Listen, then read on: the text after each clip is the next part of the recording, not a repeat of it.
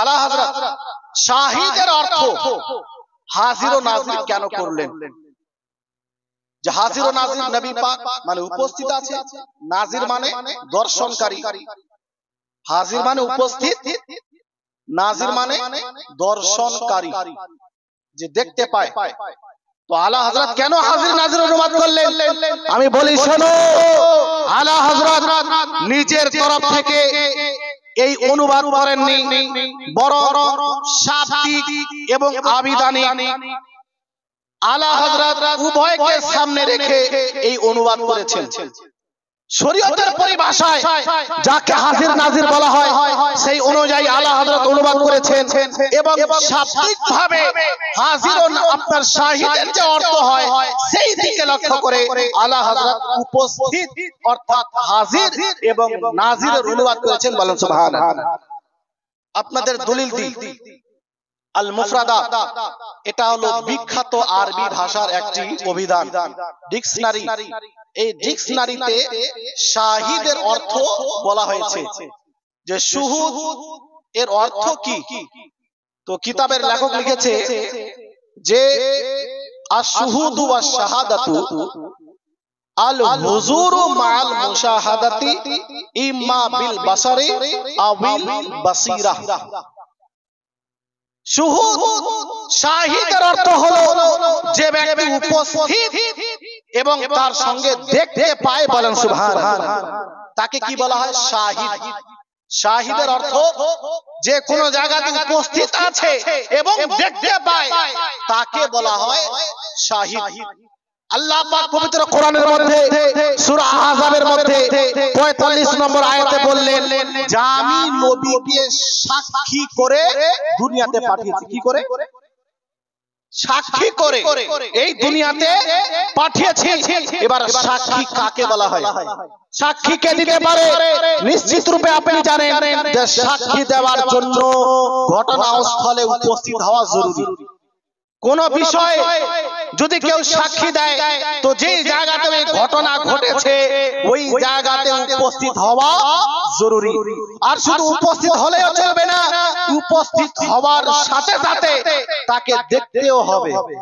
যদি উপস্থিত থাকে কিন্তু অন্ধ, সে সাক্ষী দিতে পারবে না। বুঝা গেল যে সাক্ষী দেওয়ার জন্য উপস্থিত থাকা জরুরি, আর তার সঙ্গে দর্শন করাও জরুরি। আল্লাহ পাক বললেন যে আমি নবীকে তোমাদের জন্য শাহিদ করে দুনিয়াতে পাঠিয়েছি, মানে নবী তোমাদের নিকটে হাজির আছেন আর নবী তোমাদের নিকটে নাযির আছেন। বলেন সুবহানাল্লাহ। নবী তোমাদের কর্মকে দেখতে পান, এই ক্ষমতা আল্লাহ পাক দিয়েছেন। আপনাদের দলিলের দিকে নিয়ে যাই, তার পূর্বে আর একটি ব্যাখ্যা করে দিই যে যে ব্যক্তি যতদূর দেখতে পায়, যতদূর একটা লোক দেখতে পায়, হুকুমের দিক থেকে ততদূর তাকে উপস্থিত মনে করা হয়। হুকুমের দিক থেকে অতদূর তাকে উপস্থিত মনে করা হয়। উদাহরণস্বরূপ, এখান থেকে 500 মিটার দূরে দুই জনের মধ্যে লড়াই হচ্ছে,